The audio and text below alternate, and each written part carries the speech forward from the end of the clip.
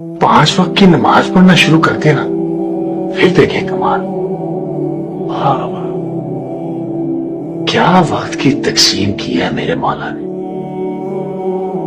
فجر اٹھو، کام کی تیاری کرو، دن اگایا۔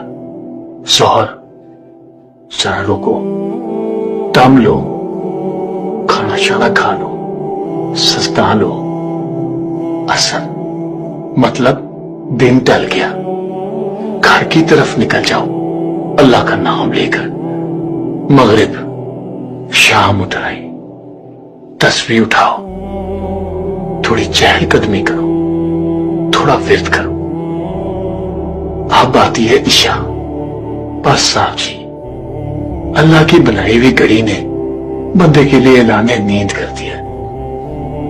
بدن کو آرام دو، روح کو آزاد کر دو۔